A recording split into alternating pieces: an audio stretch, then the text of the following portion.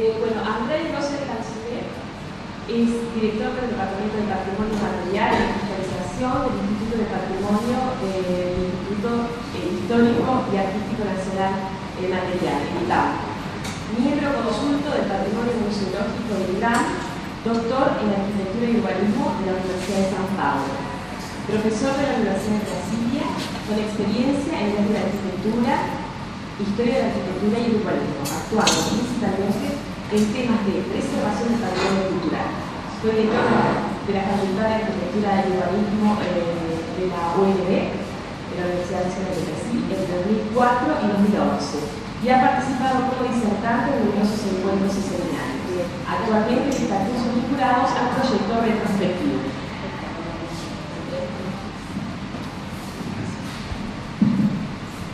Boa tarde a todos.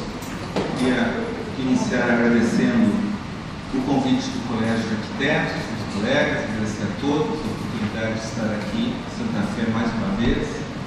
Luiz sabe das nossas trajetórias anteriores, tanto no que diz respeito a Santa Fé, especialmente a trajetória do Luiz em Brasília.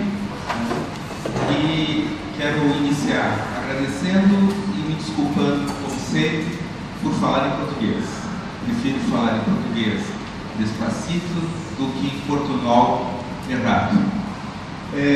Essa apresentação ela é longa, grande, porque preferi trazer muitas imagens que possam ilustrar aquilo que venho pensando nos últimos anos, especialmente aquilo que venho pensando nos últimos 4 anos. Como foi dito, eu estou diretor do Patrimônio Material Brasileiro. Significa que trabalho atualmente no Instituto do Patrimônio Histórico e Artístico Nacional, que é o órgão federal responsável pelo patrimônio do Brasil.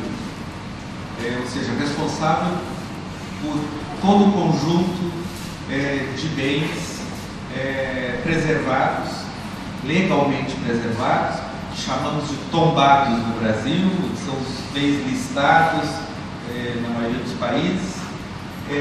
O Instituto do Patrimônio ele está organizado em 2 grandes departamentos, o maior deles, de patrimônio material, responsável por 1.300 bens preservados em todo o Brasil. Para vocês terem uma ideia do que significa 1.200 bens, um desses bens é a cidade de Brasília. Outro bem é Ouro Preto, cidade de Ouro Preto. Ou poderia-se dizer Pelourinho em Salvador e assim por diante. Então, um universo muito grande. A este universo de bens materiais, existem ainda, sob minha responsabilidade, 60.000 bens arqueológicos, também preservados pela legislação nacional. Todo bem arqueológico brasileiro é bem da União, é patrimônio da União, automaticamente preservado. Digo isso para que vocês entendam da onde é que vem o discurso. Ou seja, estou uma pessoa comprometida com aquelas coisas que vou mostrar para vocês a partir de agora. O Instituto do Patrimônio Histórico e Artístico Nacional, ele começa a funcionar no Brasil em 1937. A partir de 1938, o Instituto começa a sua atuação em todo o Brasil, e essa atuação ela é muito reforçada, ou ela é muito marcada pelos primeiros bens que foram preservados no país, que correspondem a um conjunto de 6 núcleos urbanos, ou seja, uma atitude inovadora, 1938, e uma atitude corajosa, que era, naquele momento, preservar cidades inteiras. É claro que, como vocês vão ver, cidades com muita homogeneidade, um conjunto homogêneo de bens, todos os bens ligados, sobretudo, ao passado colonial brasileiro e ao ciclo econômico do ouro. Todas essas cidades, as 6 primeiras, são cidades do departamento do estado de Minas Gerais. E aqui vocês então têm uma sequência de imagens daquele primeiro momento. Essa é a cidade do Cerro, todas as Minas Gerais. Só para que vocês entendam, quando aparecer esse númerozinho aqui, significa que foi tombado, preservado em 1938. Só para que vocês entendam as minhas legendas. Então, a cidade do Cerro, aqui, esse são o aspecto de como que o Serviço do Patrimônio, o atual Instituto do Patrimônio, encontrou essas cidades. Por que elas estavam preservadas? Sobretudo por dois motivos. Primeiro, elas foram preservadas pela ausência de um ciclo de uma destruição, ou seja, elas estavam inertes, sem nenhuma função econômica mais preponderante. E segundo, porque se constituíam em núcleos residenciais muito consolidados. Cidade de Tiradentes, Diamantina, se vocês hoje tiverem a oportunidade de voltarem e visitarem qualquer uma dessas cidades, vocês vão ver que todas essas imagens, elas se preservam. Ou seja, essas cidades estão preservadas. Por quê? Repito, porque bastante homogêneas, sem um impulso de transformação importante, e segundo, porque o Instituto do Patrimônio foi muito atento nesse primeiro momento à praça principal de Ouro Preto,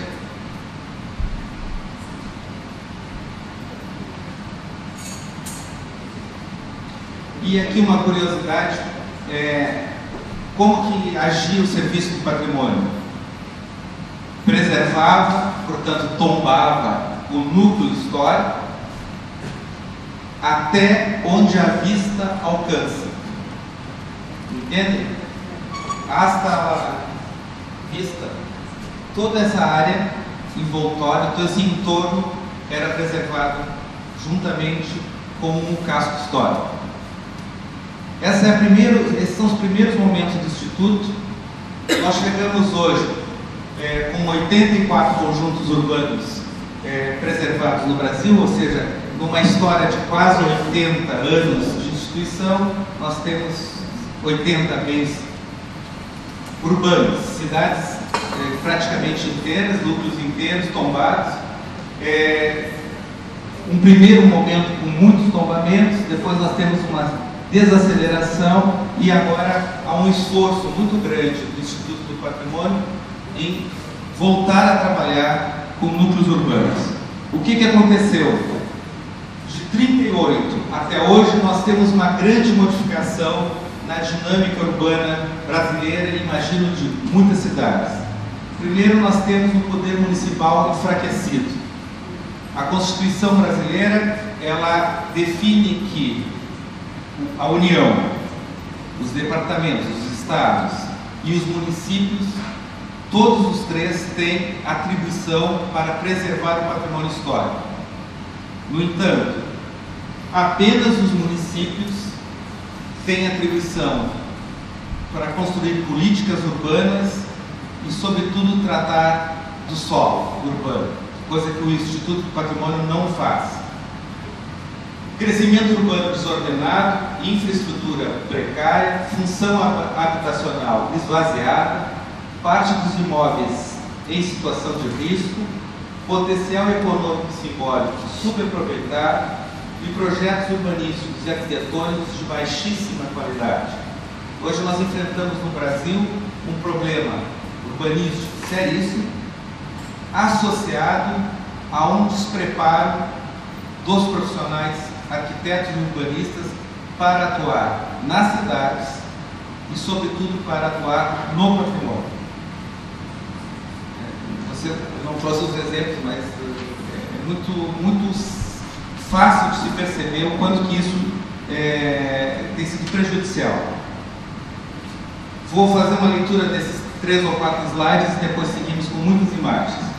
Perda de identidade referencial. Ao longo das últimas décadas, a opção por um urbanismo descompromissado com a qualidade urbana e focado apenas na circulação de veículos tornou o aspecto das cidades degradado e massificado. Vejam que eu vou começar a falar muito mais de cidades e muito menos de patrimônio. ou de bens isolados. A preservação do patrimônio cultural oferece à população uma opção diferenciada em relação à qualidade de vida. As cidades, além de um aglomerado de moradias interligadas por vias de trânsito, devem retomar a função de espaço de vivência e convivência. A preservação do patrimônio cultural é estratégica para a recuperação do papel simbólico e referencial da cultura local e para a promoção do desenvolvimento do país. A valorização da diversidade cultural deve ser incorporada nas políticas públicas como instrumento de aprofundamento da agenda social e desenvolvimento econômico do país. O fortalecimento da identidade cultural local é uma tendência mundial. A valorização do patrimônio cultural e o destaque para a individualidade dos espaços e das características históricas, artísticas e sociais que as tornam únicas são pressupostos do urbanismo contemporâneo. Ou seja, a gente quer, e o Instituto do Patrimônio tem trabalhado bastante nesse sentido. Primeiro, nós conseguimos colocar, e vocês vão ver um exemplo, o patrimônio na agenda estratégica do governo federal. Assim como as grandes hidrelétricas, assim como as grandes linhas de transmissão de energia, o patrimônio hoje no Brasil, ele é um fator de desenvolvimento. E a partir daí tem se trabalhado, sobretudo, na garantia de qualidade de vida do cidadão, incluindo o patrimônio nas pautas municipais e departamentais. A cidade é um espaço privilegiado e pleno de significados, onde a população local se reconhece e se identifica. Sua qualificação permite que os moradores possam continuar a se apropriar dela, praticar ali seus ritos, conhecer sua história e reconhecer seu papel na história do país. Vou mostrar alguns exemplos para vocês de como que a gente tem trabalhado na atualidade. Esse primeiro exemplo é de uma capital departamental, certamente não conhecida de vocês, bastante distante, que é Porto Velho, Rondônia, e o que o Instituto do Patrimônio preservou é esse antigo conjunto ferroviário da ferrovia Madeira-Mamoré. Esse seria o bem que nos cabe preservar. Acontece que a cidade de Porto Velho é essa cidade. É uma cidade absolutamente desqualificada de qualquer boa arquitetura. Não há um único exemplo de boa arquitetura numa capital. Não estou falando de uma cidadezinha do interior, estou falando de uma capital departamental. Vejam o que é a desqualificação dessa cidade. Portanto, o Instituto do Patrimônio considerou que, além de conservar e restaurar os antigos armazéns ferroviários, era fundamental agregar valor ao núcleo urbano, ao conjunto a preservar e, portanto, além de restaurar os galpões, nós construímos todo o espaço urbano peatonal da cidade, que não existia e que se debruça, que está voltado para o Rio Madeira aqui à frente. Então nós tivemos que construir os espaços urbanos no sentido de que buscar que a população se apropriasse daquele espaço de fato como seu. Uma pequena cidade do interior de Santa Catarina, região sul do país, bastante procurada pelos argentinos no verão. São Francisco do Sul foi tombada em 1987, já mais recente, e que nos coube recuperar toda a área fronteira para a Bahia, para o mar. Ou seja, recuperar aquele espaço ou aqueles espaços que historicamente deram sentido para a cidade de São Francisco e que foram perdendo esse sentido. Ou seja, novamente uma cidade portuária, novamente uma cidade de pescadores, e para isso então se recuperou toda a região fronteira da Bahia, o teatro da cidade, todo o conjunto da cidade. Se implantou numa antiga área fabril o Museu Nacional do Mar, para onde estão indo as embarcações de todo o país, de maneira que hoje a cidade se recupera e se revigora, inclusive passou a ser ponto de parada de transatlânticos que vêm de Rio de Janeiro, Santa Catarina, Punta del Este e Buenos Aires, depois retorna. Uma das paradas é essa pequena cidadezinha, lá vocês estão vendo os transatlânticos. Ou seja, o patrimônio ele está diretamente relacionado com a qualidade de vida do cidadão e com a dinâmica econômica urbana local. Terceiro exemplo, Corumbá, Mato Grosso do Sul, região do Pantanal brasileiro, mais uma cidade fronteira ao Rio Paraguai. Aqui era a maneira como nós começamos a trabalhar. Ela foi tombada em 1996, portanto bastante recente. Foi toda ela recuperada. Vejam que não existe mais aquela unidade que a gente podia encontrar nas cidades mineiras. A gente já tem outra arquitetura, já tem o ecletismo, já tem intervenções contemporâneas, é um patrimônio mais heterogêneo. E aqui eu acho que fica mais fácil de perceber que a intervenção do Estado, e é do Estado brasileiro, ela se dá em dois tipos de ação. A primeira ação é construir as normas, a normativa, para que a cidade possa se desenvolver. E segundo, é intervir nos espaços públicos. Há pouco nós falávamos desse exemplo. Ou seja, o cidadão com a normativa vive na cidade e constrói a sua cidade. O Estado trata daquilo que é público. E aqui vocês têm o famoso antes e depois. Outra pequena cidade, Piranhas, no departamento de Alagoas. Essa cidade é muito pequena, ela é reconhecida e preservada em 2006 pelo conjunto ferroviário e entra na história do Brasil pelo momento chamado de cangaço, né? Aquela cabeça do Lampião, o mais famoso cangaceiro brasileiro. Ele foi degolado e a cabeça do bando foi colocada nos degraus da igreja dessa cidade. Então o ferroviário e o pitoresco histórico levaram a preservação dessa cidade na beira do Rio São Francisco. Aqui está parte do núcleo ferroviário. Então, nesse caso, como o núcleo é muito pequeno, foi possível recuperar a totalidade, 100% da cidade foi recuperada. E aqui vocês veem, eu chamo de presépio. Existe essa expressão no Brasil? Navidad, né? Jesus, Maria, presépio? Sim. Para mim é um pequeno presépio do Instituto do Patrimônio. Toda a cidade sendo recuperada. Inclusive as construções novas são feitas por nós. E aqui eu vou mostrar outros exemplos não tão interessantes. Vitória, Espírito Santo, uma capital de porte, ao lado do Rio de Janeiro.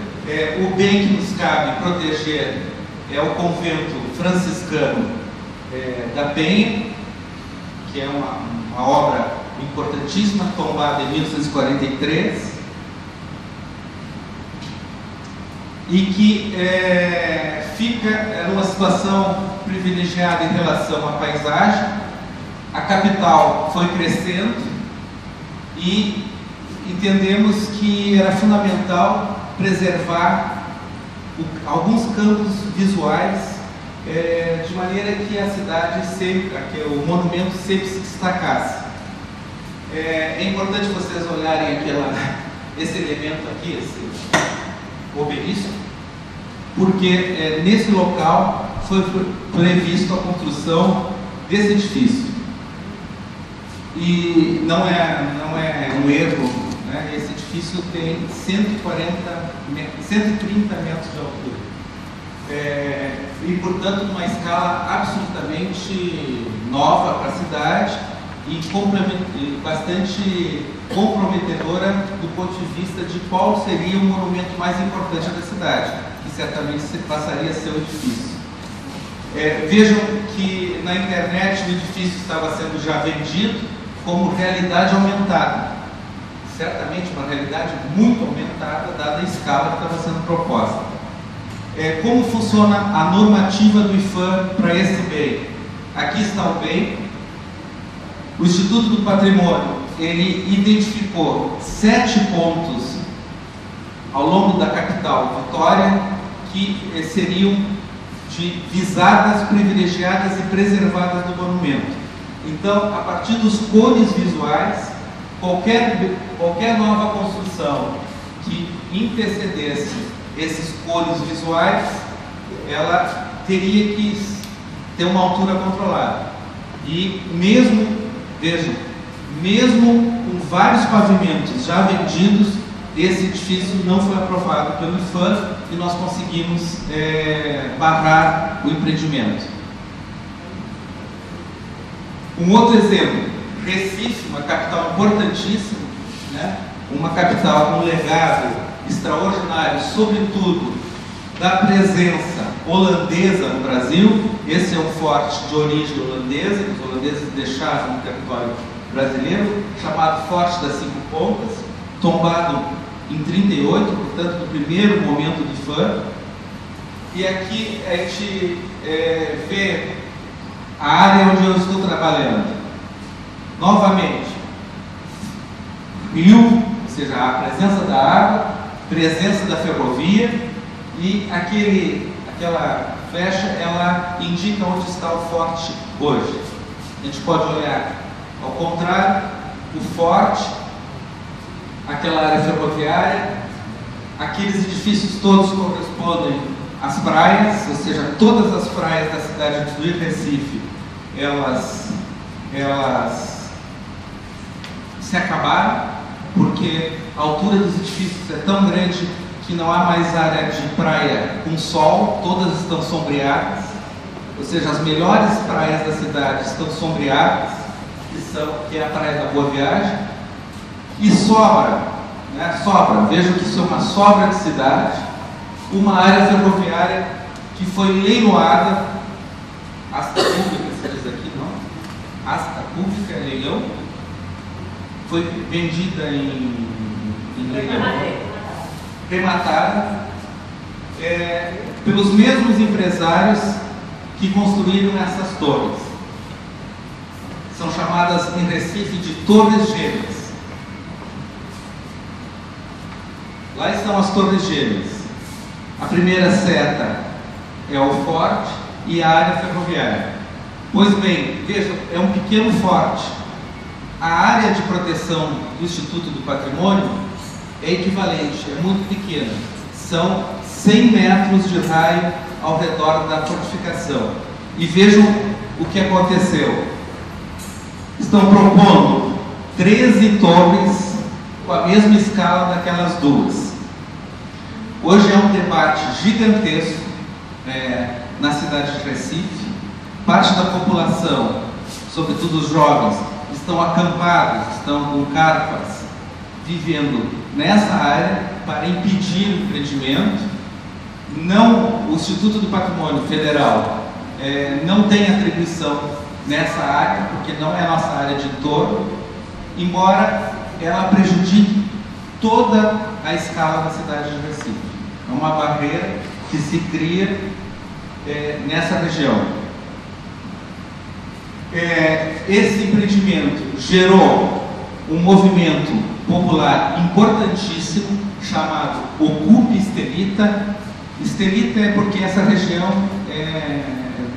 tem uma avenida que é de um engenheiro sobrenome Estelita, José Estelita. Ocupe Estelita, então, é um movimento fortíssimo, uma espécie de despertar da população local e eu diria da população brasileira. Veja o que eu estou dizendo: despertar da população brasileira, não para o patrimônio em especial, mas para as suas cidades. Vocês vão ver logo em seguida o que isso gerou.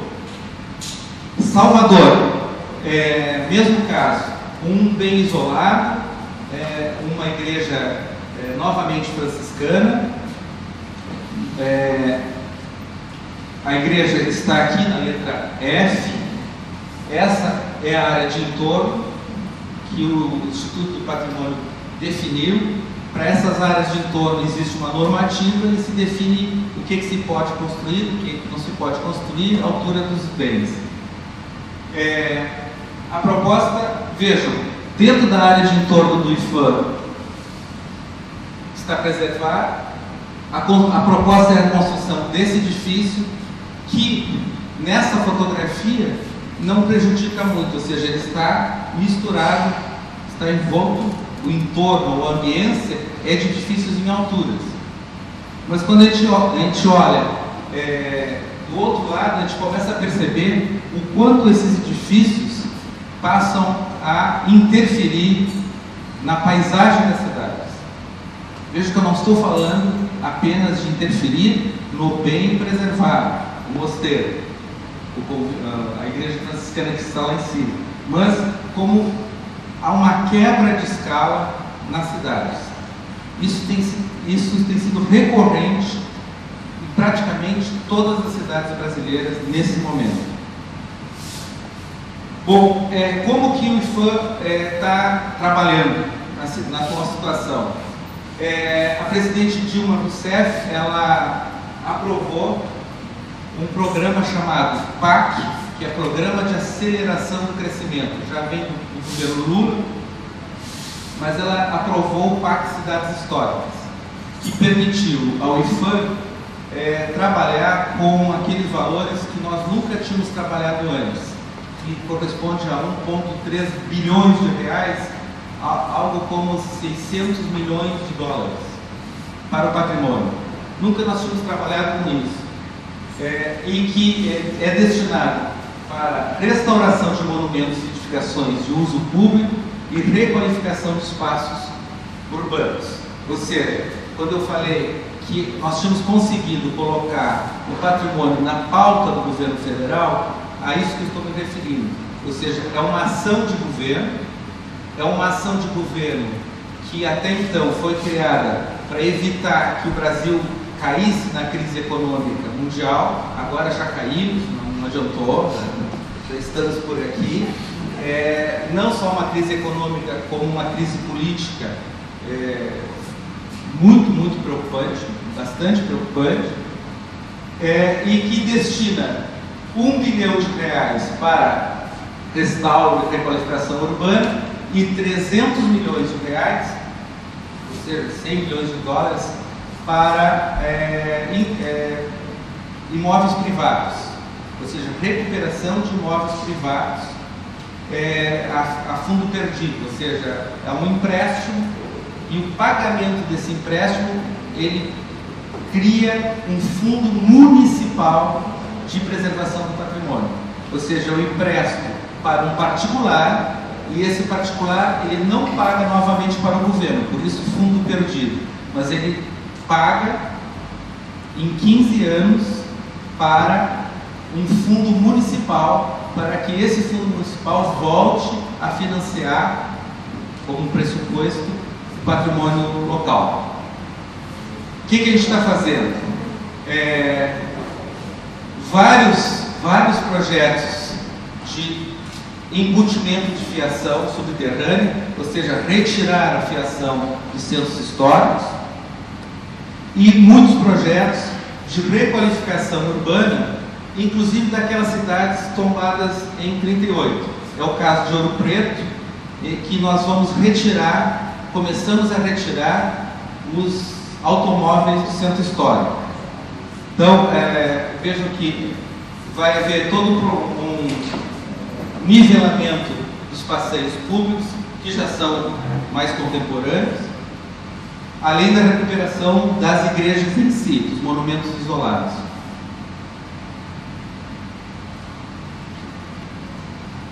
Esses são exemplos do que está acontecendo nesse momento em Ouro Preto. Só em Ouro Preto são 40 restauros simultâneos. Eu não sei se eu chamei a atenção, são 20 estados brasileiros, dos 27 departamentos do Brasil, 20 estão recebendo obras, são 400 obras simultaneamente nessas cidades. E também chama atenção para um outro instrumento que o Departamento de Patrimônio Material desenvolveu, que me parece muito interessante. Sobretudo ele é interessante para os municípios e para as universidades. Nós contratamos equipes que montaram maquetes eletrônicas dos principais centros históricos brasileiros. E pegamos essas maquetes, são muito simples, elas têm uma base cadastral real e funciona como uma espécie de SketchUp.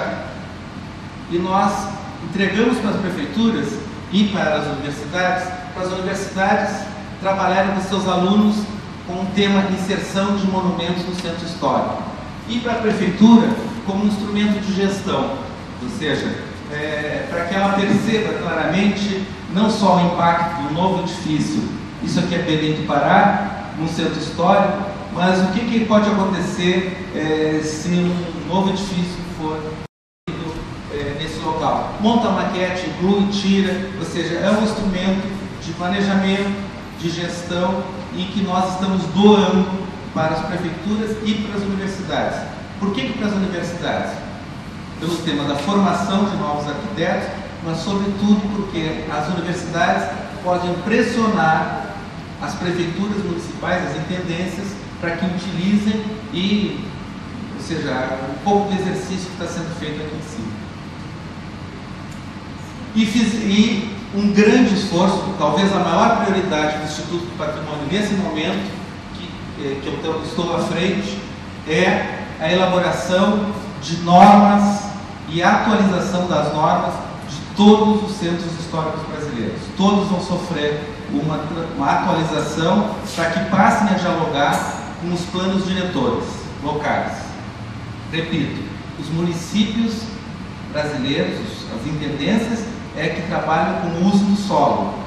O Instituto do Patrimônio não. Então nós temos que dialogar com as intendências, e as intendências têm que dialogar, e os planos diretores são fundamentais para isso.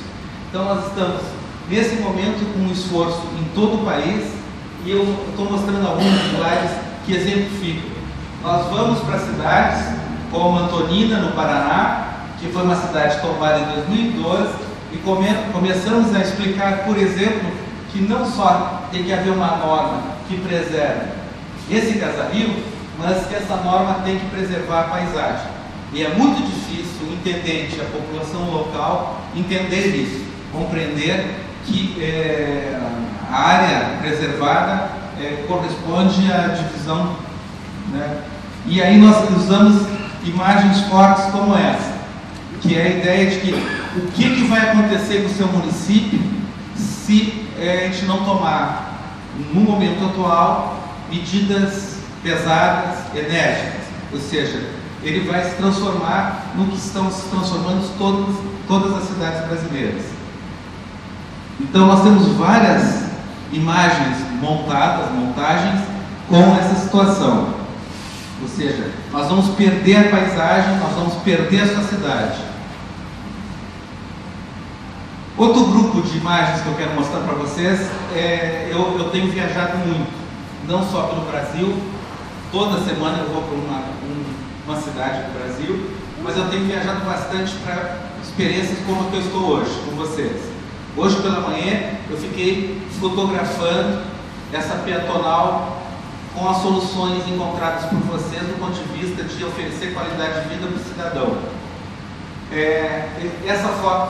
Essas fotos são todas minhas. Eu estava em Paris e é uma agência de viagens e me chamou a atenção que havia catálogos oferecendo pacotes de turismo de vários países e havia um do Brasil. E o que me surpreendeu que, vejam, o Brasil não está sendo mais vendido pelo Carnaval, pelo Rio de Janeiro ou pelas cidades históricas de Minas. Ou seja, todo o esforço de 80 anos do Instituto do Patrimônio não serve mais. O que está se vendendo para os franceses ou para os europeus é visitar as favelas. Exatamente aquilo que eu estou usando para que os prefeitos não tenham na sua cidade. Então, vejam que inversão. E aí, por quê? Porque, de fato, há um pouco de...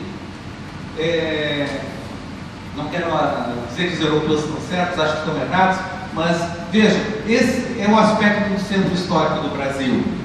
A cidade de Penedo, tombada, preservada. Vejam, a área pública está completamente ocupada por ambulantes.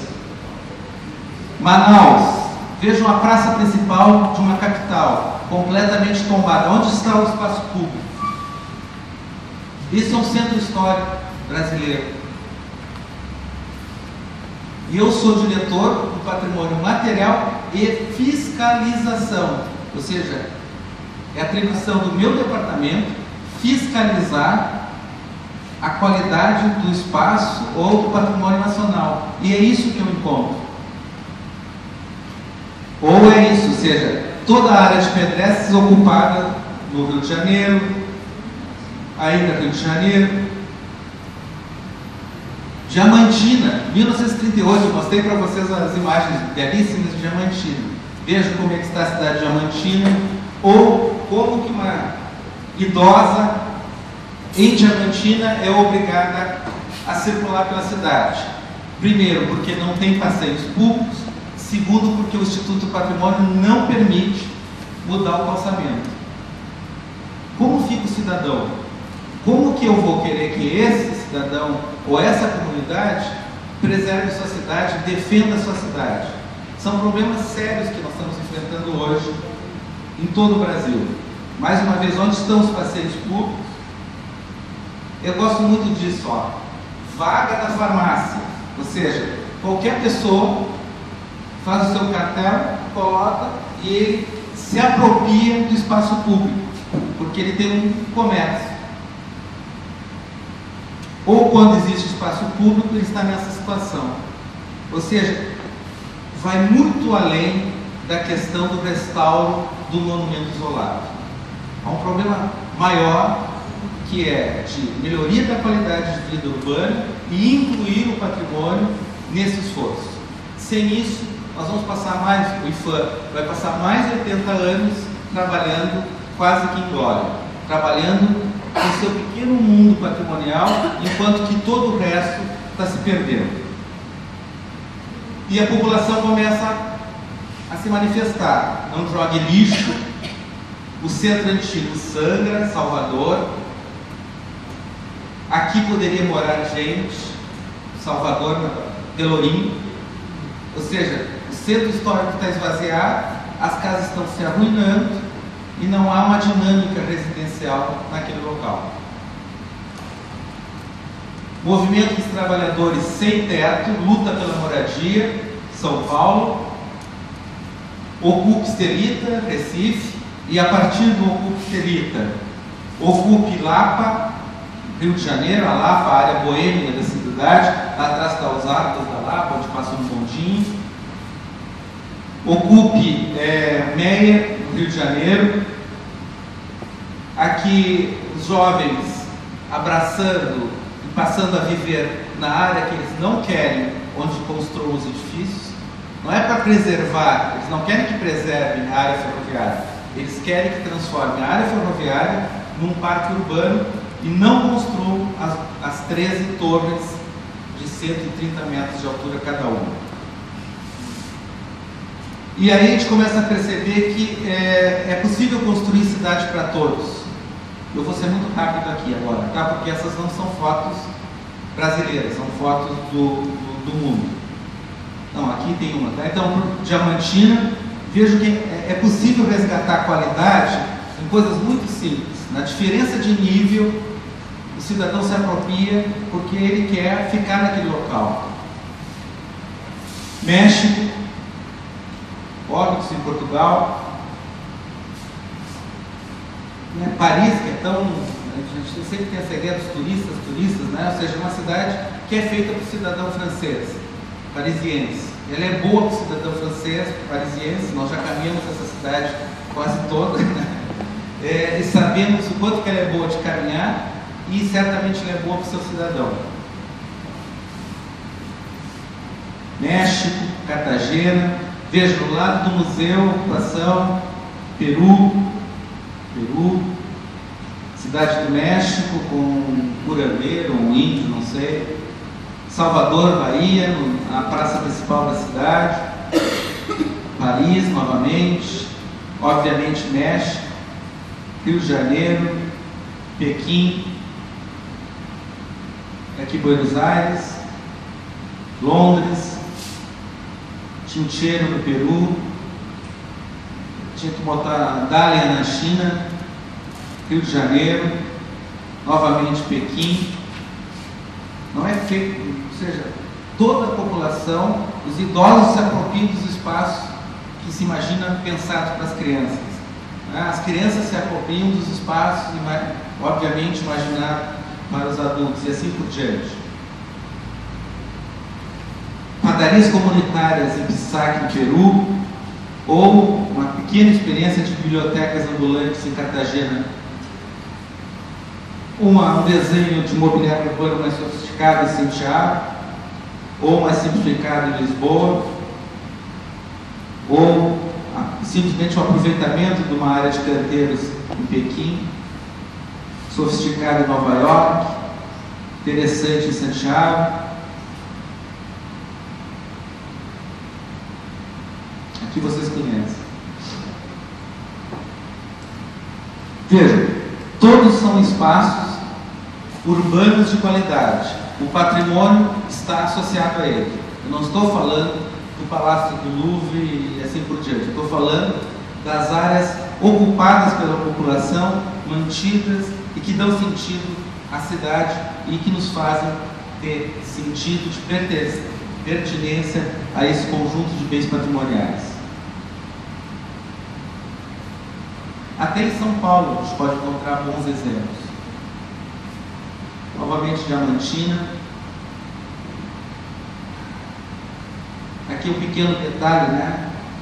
Essa é a cidade do México, até há pouco tempo sempre considerada a cidade mais poluída, né? Suja, e que a gente vê de uma limpeza e vê um metrô funcionando, né? Ou seja, uma cidade que tinha tudo para ser um caos funcionando. E o centro histórico cada vez mais recuperado, cada vez mais reconquistado para a sua população. As fachadas vivas, né, me chamou muito a atenção caminhando nesse calçadão, a quadra onde há uma intervenção terrível de esquina do McDonald's, que é um recuo de uma cocheira terrível, ou seja, quebrando o ritmo da cidade, e logo na frente uma parede cega, acho que é o fundo de um edifício, que fechou todo o calçadão, toda a peatonal. Ou seja, o que a gente pode oferecer para a população?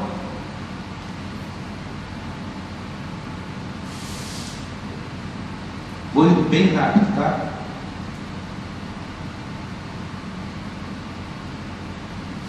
Acessibilidade, toda a cidade agora. Esse é um bom exemplo.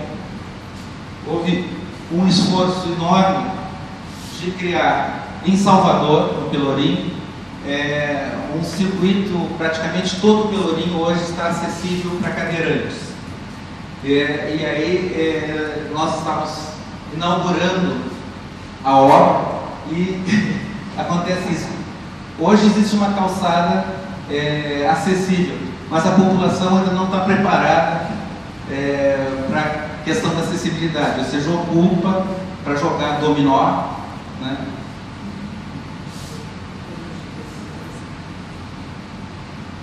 Pequim, que é o incrível tamanho da cidade de Pequim, a quantidade de áreas acessíveis, exemplos de soluções muito pontuais, como o de Hortos, de novas modalidades de transporte, nem tão novas, né? Até em Brasília. vamos indo, para voltar para o Brasil. Ou seja, existe, eu quero mostrar com isso que existe um conjunto gigantesco de esforços pontuais de melhoria de qualidade de vida das cidades,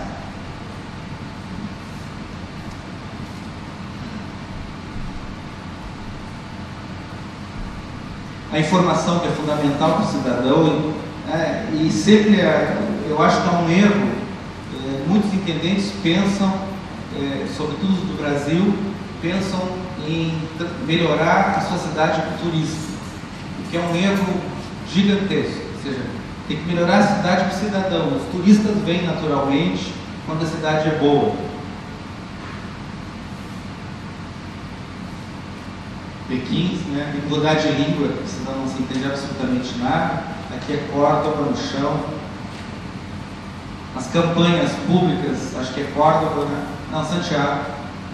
As campanhas públicas, para não colocar chiclete no chão e não pichar. Vamos lá. Mictórios públicos. Limpeza pública. Ou seja, eu quase que poderia dizer, não estou falando de patrimônio, estou falando de cidades. Mas se a gente não melhorar a qualidade de vida das nossas cidades, volto a dizer, é uma luta inglória a gente imaginar que vai ficar preservando edifícios isolados. A população tem que se apropriar da sua cidade para não deixar que essa cidade seja destruída. São soluções para centros históricos difíceis. Quero chamar a atenção aqui nesse esse conjunto de imagens para o que a Unesco vem fazendo. A Unesco, nos últimos anos, ela vem propondo não uma carta patrimonial, não uma norma, mas uma abordagem do que eles chamam de paisagens urbanas históricas. Ela foi apresentada e divulgada através dessa publicação, e que traz uma série de dicas, uma série de sugestões a respeito de como tratar o patrimônio, a partir da Irina Bokova, diretora-geral da Unesco, que diz que o patrimônio material e imaterial é fonte de coesão social, fator de diversidade e motor da criatividade, a inovação e a regeneração urbana. Temos que aproveitar melhor esse potencial. Ou seja, um pouco o que eu estou mostrando desde o início. Ou seja, como que a gente aproveita o potencial do patrimônio para desenvolver as nossas cidades, para avançar na nossa cidade. O patrimônio urbano constitui um recurso-chave para melhorar a habitabilidade das zonas urbanas, fomenta o desenvolvimento econômico e a coesão social e um entorno global cambiante. Esse folheto convida a todos a participar de iniciativas de conservação, sensibilizar e buscar fórmulas inovadoras. Com o compromisso ativo dos agentes públicos, privados e cívicos, será possível preservar e desfrutar a cidade, beleza histórica e contemporânea. Ou seja, por que a Unesco começa a se preocupar com isso? Porque cada vez mais os bens listados como patrimônio mundial começaram a receber interferência também das grandes construções. Sevilha, talvez tenha sido o primeiro grande caso de construção de edifícios em altura, mas se vocês forem em Londres, vocês vão ver o que está se fazendo em Londres, o que está se fazendo nas principais cidades patrimoniais da Europa, que seria um grande problema político retirar esses bens. Imaginem retirar a Torre de Londres da lista de patrimônio mundial, porque algum arquiteto do Star System construiu, acho que foi o Renzo Piano construiu agora em Londres um cristal gigante, né? Mas ali foi não lembro o nome do arquiteto. Bom, basicamente, o que a Unesco propõe? Trabalhar com os recursos naturais, culturais e humanos da cidade, definir os objetivos e as ações de conservação através de planejamento participativo, ou seja, participação popular, 3, avaliar a vulnerabilidade do patrimônio urbano frente às pressões socioeconômicas e os impactos de câmbio climático, integrar os valores do patrimônio urbano em seu estado de vulnerabilidade no marco maior de desenvolvimento urbano, hierarquizar as políticas e atuações de conservação e desenvolvimento, incluindo uma boa administração, estabelecer alianças apropriadas entre o público e o privado nos marcos da gestão local e 7, elaborar mecanismos de coordenação das diversas atividades entre os diferentes atores, ou seja, uma gestão participativa, um planejamento participativo e trabalhar com as áreas patrimoniais no contexto maior das cidades, do planejamento das cidades. E aí eles mostram, né, ou seja, o conhecimento, a participação, financiamento e normativas, regulamentação, onde o antigo vai poder conviver o problema com o novo, vários tipos de mobilidade urbana, turista com a população local e até McDonald's com comida local. As cidades são organismos dinâmicos, não há no mundo uma única cidade histórica que tenha retido seu caráter original. O conceito é um objetivo em movimento, destinado a trocar a sua própria, caminhar com a própria sociedade. Para preservar a paisagem urbana histórica, é necessário construir alianças estratégicas e dinâmicas entre os distintos atores do cenário urbano. Em primeiro lugar, entre as autoridades públicas que administram a cidade e os promotores e empresários que operam com ela. Ou seja, esse diálogo se dá em todos os níveis, né? Do administração, do gestor, ao empresariado local e do cidadão. Bom, aqui eu quero mostrar com isso, esse módulo, exemplos dessas práticas que estão acontecendo no mundo e a gente parece que não está percebendo.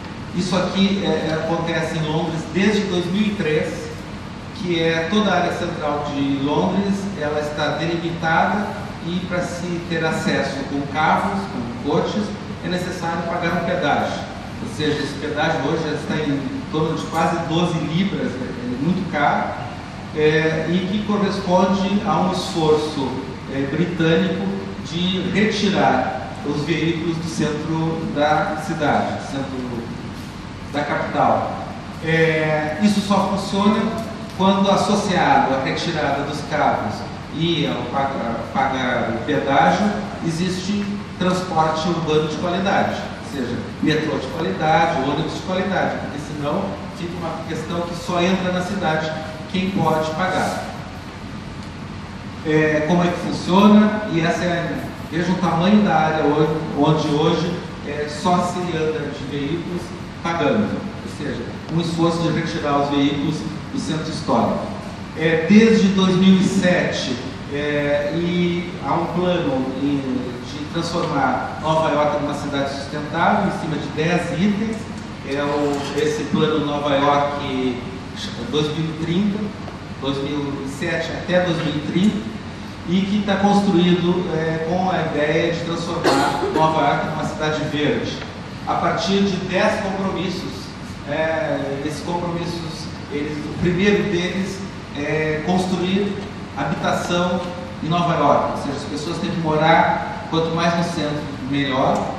E aí vão outros, ou seja, recuperar os espaços públicos com uma meta de que nenhum morador de Nova York ficará em 2030 a 10 minutos de distância de um parque, e assim por diante, recuperação da frente d'água, da qualidade de água urbana, da qualidade do ar, com a diminuição de emissão de poluição no ar, ou seja, são 10 compromissos que estão sendo implantados pelos diferentes intendentes de Nova York,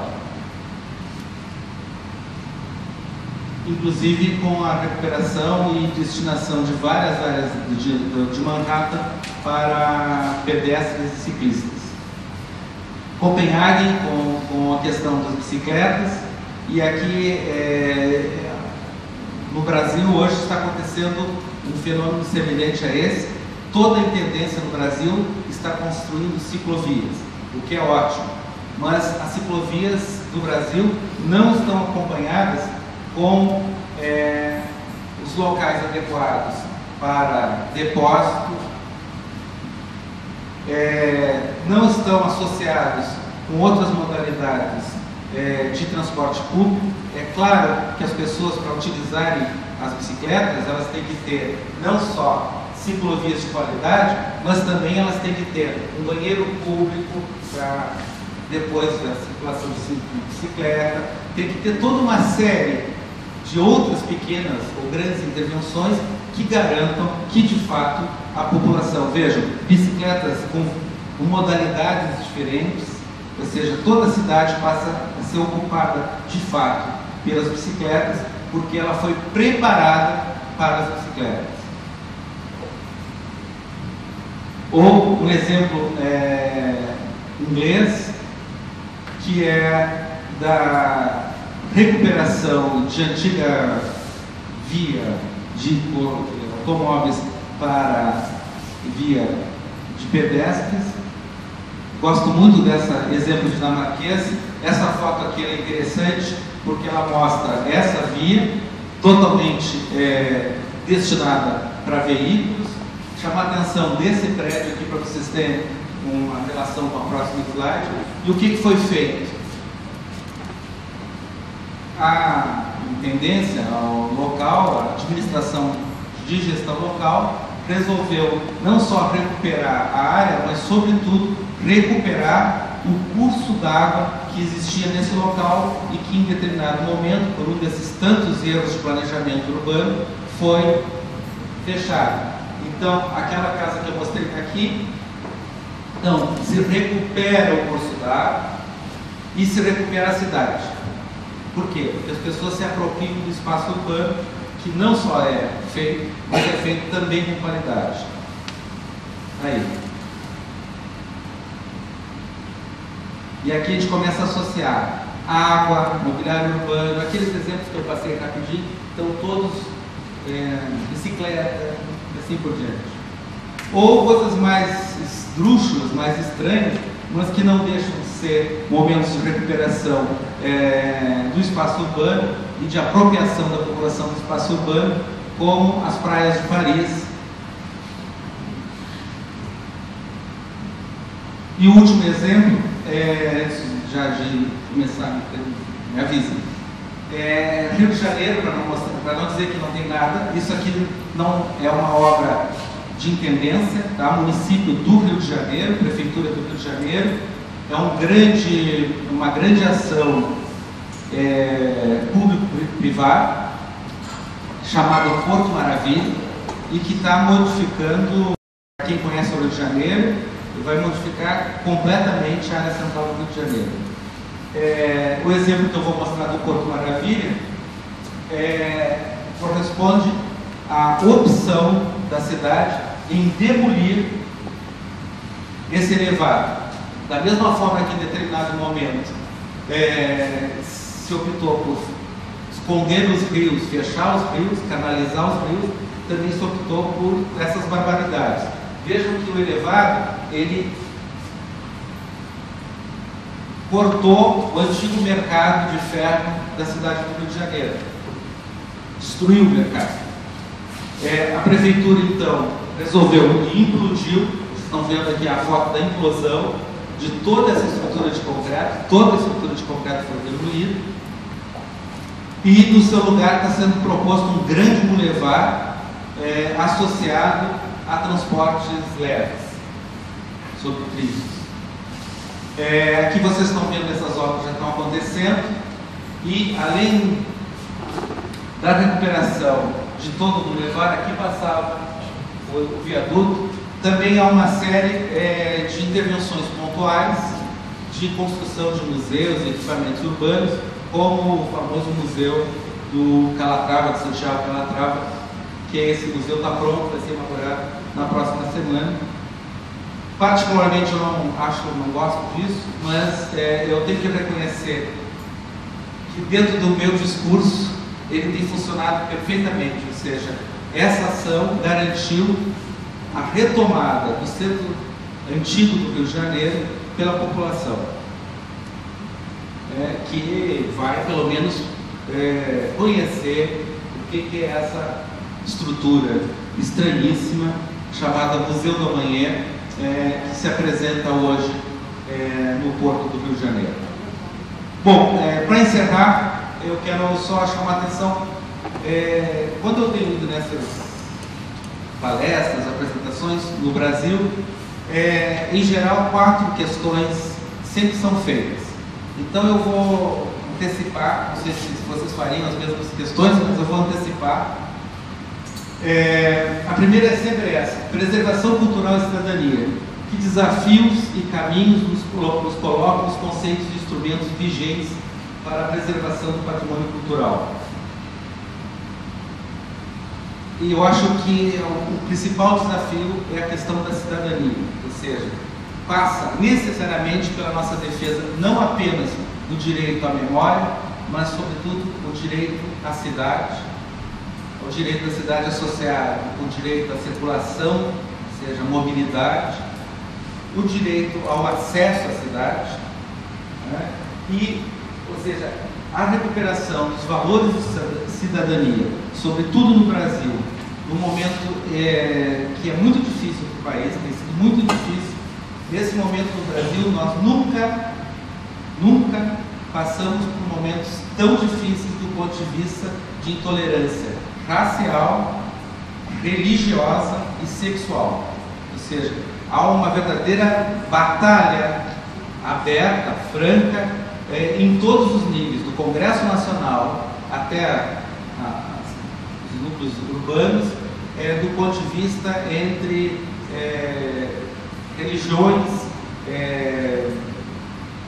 como se diz, eu chamo tanto de crentes que eu já não lembro mais nome, que são não católicos, mas que sobretudo se colocam contrários às religiões afro-brasileiras.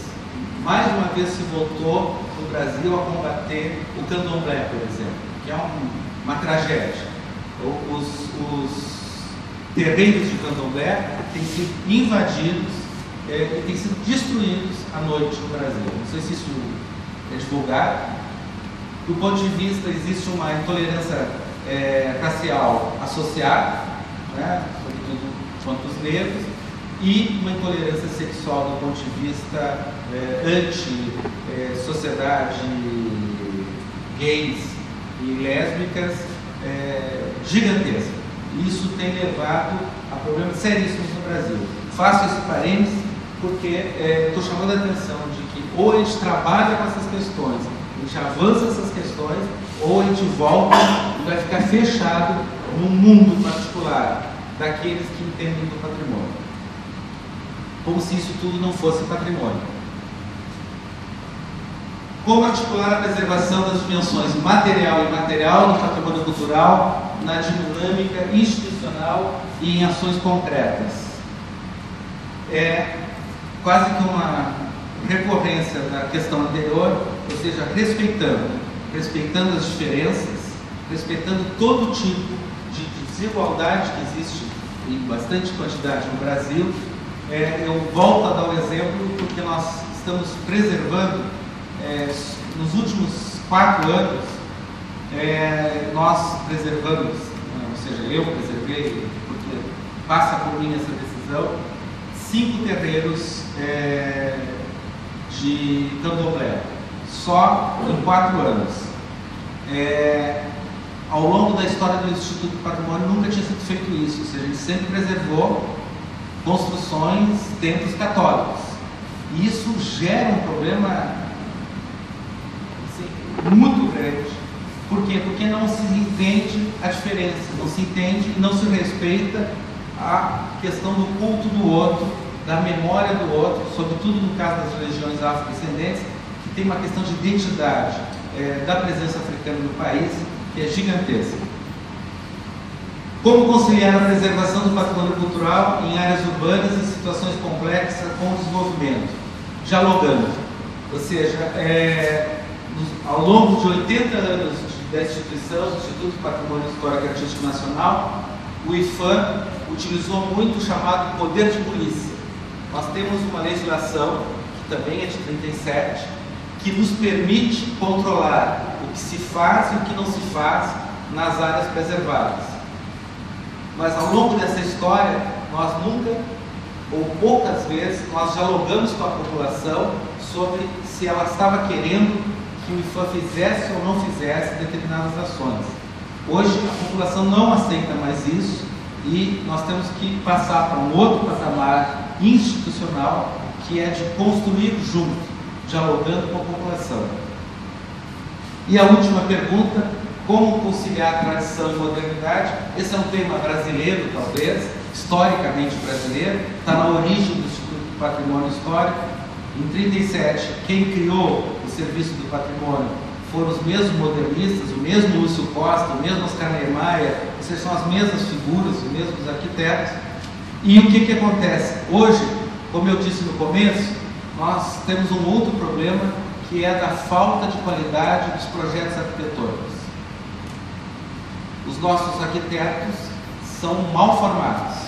Os meus colegas e os meus alunos, eu acho que eu posso falar isso, porque eu sou professor de projeto, eu formo gente, e tenho consciência que as escolas estão formando muito mal. E, particularmente, não formam para atuar no pré-existente. Quando formam para atuar num lote que fica planeando no mundo e não baixa na cidade, não percebe as suas relações com os espaços urbanos e geram uma série de problemas. No caso, o que o Instituto do Patrimônio tem enfrentado? Os nossos técnicos, a grande maioria arquitetos, eu trabalho com quase 300 arquitetos no patrimônio, eles, por falta de qualificação, eles se transformaram em legalistas.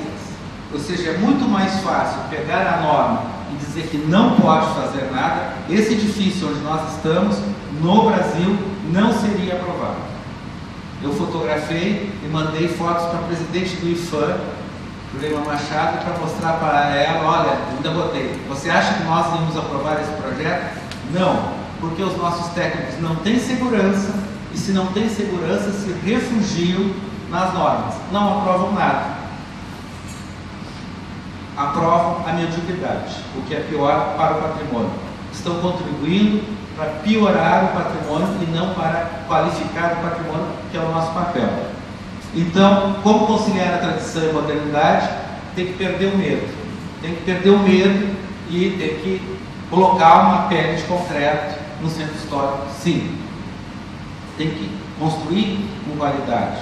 Tem que mostrar que isso se sustenta do ponto de vista teórico e não apenas estrutural. Para terminar, 2 exemplos. E agora, finalmente, 2 exemplos de projetos contemporâneos, porque vocês só viram eu falar de cidades. Essa é a foto que está no meu gabinete. Essa foto é um painel que está na parede da minha sala de trabalho. São Miguel das Missões, antiga ruína jesuítica Guarani, tombada, preservada em 1938 pelo IPHAN, e no mesmo ano, em 37, mas no mesmo ano, em 38, Lúcio Costa, sendo ele diretor do Patrimônio Material hoje, eu estou no lugar dele, não por competência, mas simplesmente por manutenção de uma instituição, vai para São Miguel e propõe a construção do pequeno pavilhão de vidro com essa estrutura que recupera os elementos, os pilares das antigas casas indígenas e mantém a mesma modulação das antigas casas indígenas, criando uma espécie de edifício e cantoreira, canto para a leitura da praça. Algo bastante simples, mas com uma grande elaboração. Essa obra, como o PAC Cidades Históricas, nós vamos voltar a projetar para essa área. Aqui está o São Miguel hoje. Para vocês terem uma ideia, aquele pequeno museu está aqui, ó. Aqui está a ruína, e lá em cima nós estamos projetando a ampliação desse museu e um centro de referência dos 30 povos das missões. Como que a gente fez isso? No Brasil, infelizmente, toda a obra de promovida pelo Instituto do Patrimônio, ela tem que ser feita por licitação pública. Ou seja, ela é escolhida por menor preço, o que é outro problema seríssimo. Como é o governo que contrata, ele tem que contratar aquele que oferece o projeto mais barato. Imagina o que isso acontece. No caso de São Miguel, eu tive que construir uma justificativa para que a gente pudesse contratar um escritório de arquitetura que garantisse qualidade numa intervenção tão delicada, tão importante como essa. Escolhemos, por medo, um lote em declividade, não se enxerga de lá para cá, e contratamos o escritório Brasil Arquitetura, cujo arquiteto mais conhecido é o Marcelo Ferraz, que trabalhou com Lina Bobardi, que é um ótimo arquiteto. E o escritório, então, está projetando esse conjunto aqui, que significa uma ampliação do museu, um centro de tradições gaúchas, acho que, ou seja, no Brasil existem muitos, chama-se CTG, Centro de Tradições Gaúchas, onde se cultiva as tradições do sul do país e dos gaúchos. E aqui, então, essa construção é uma construção de concreto. No concreto vai ser, ele é misturado com a terra, com a cor da terra local, que é essa laranja, alaranjada. E esse é o novo prédio que a gente está construindo. Aqui o interior do museu. A obra está começando agora, está prevista para ser inaugurada em 2017. E um tema que é o último que eu mostro, que é semelhante ao que estava sendo discutido na oficina. Ou seja, esse é um edifício arruinado, completamente arruinado. É uma antiga enfermaria militar, um hospital militar, que fica na cidade preservada de Jaguarão, na fronteira do Brasil com o Uruguai. E a opção do Instituto do Patrimônio foi intervir na ruína de modo que ela pudesse receber, veja, não é consolidar a ruína, é uma intervenção pesada, portanto, de modo que ela pudesse receber o Centro de Interpretação do Pampa, ou seja, um espaço de referência para o Pampa como um todo, do Rio Grande do Sul em direção à Argentina, obviamente. Quase que de Jaguarão para Santa Fé, né? Aqui vocês têm umas fotos antigas desse bem. Ele foi se perdendo, né, perdeu a cobertura e só ficou essas estruturas externas. Por coincidência, aí é uma coincidência, quem ganhou foi o Brasil Arquitetura, o mesmo arquiteto da intervenção anterior, e que propõe, então, completar o antigo pátio, a antiga tipologia original da enfermaria, recuperar esse espaço colocando uma laje de concreto com vegetação, com cobertura vegetal na parte mais antiga, e marcar fortemente a intervenção, como vocês vão ver. Aqui é a proposta, aqui é como estava o bem, ou seja, algumas paredes praticamente prontas para cair, outras escoradas, e a intervenção, então, ela vem de maneira que todas essas falhas, elas são acrescidas de material concreto, hormigão, contemporâneo, de maneira que a gente perceba claramente o que é novo e o que não é. Aqui dá para ver direitinho, né? Ou seja, e essa obra está pronta. Ela passa agora numa fase só de ocupação interna e discussão de gestão.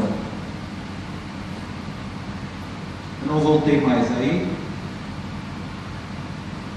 Ou seja, um conjunto de intervenções que, quando é possível, vale a pena estimular para que esses bens recebam nova qualidade, não apenas a cidade, mas também o patrimônio, tem um novo significado e siga nossa trajetória por mais alguns anos.